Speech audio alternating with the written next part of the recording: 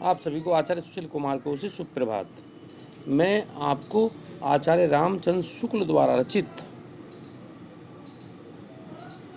मित्रता नामक पाठ से गद्य पढ़ा रहा हूँ। आप लोग ध्यानपूर्वक सुने और इसे अपनी कॉपी में लिखें। इस प्रकार प्रकृति और आचरण ही की समानता भी आवश्यक या वांछनीय नहीं है, अर्थात दो व्यक्ति एक जैसे विचारों के हों। उसका मतलब यह है, दो भिन्न भिन्न प्रकृति के मनुष्य में बराबर प्रीति और मित्रता रही है। राम धीर और शांत प्रकृति के थे। भगवान श्री राम के लिए कहा कि वे धैर्यशाली और शांत प्रकृति थे। लक्ष्मण उग्र और उद्धत स्वभाव के थे, पर दोनों भाइयों में अत्यंत प्रगाढ़ स्नेह था, यानी बहुत गहरा प्रेम था। उदार तथा उचास्य कर्ण और लोभी दुर्योधन के स्वभाव में कुछ विशेष समानता नहीं थी, पर उन दोनों की मित्रता की खूब निभी। यह कोई बात नहीं है कि एक स्वभाव और रुचि के लोगों में ही मित्रता हो सकती है। समाज में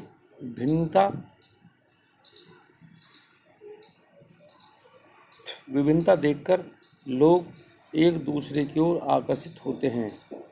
जो गुण में हम में नहीं है, हम चाहते हैं कि कोई ऐसा मित्र मिले जिसमें वे गुण हों।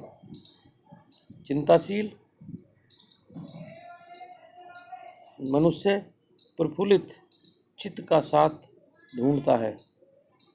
निर्बल बलि का धीर उत्साही का उच्च आकांक्षा वाला चंद्रगुप्त युक्ति और उपाय के लिए चाणक्य का मुंह ताकता था।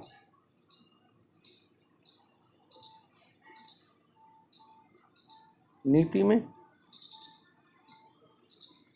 निपुण नीति विशारद अकबर मन बहलाने के लिए बीरबल का मुंह देखता था। अर्थात इस चैप्टर में कवि ने यह बताने की कोशिश की है कि मित्रता हमसे दूसरे स्वभाव वाले व्यक्ति से भी हो सकती है, अर्थात जिस प्रकार का हमारा स्वभाव ना हो उसके विपरीत भी। उन्होंने अनेक उदाहरण इसमें इस बात को साबित करने के लिए दिए हैं। मैं कल फिर उपस्थित होऊंगा एक नए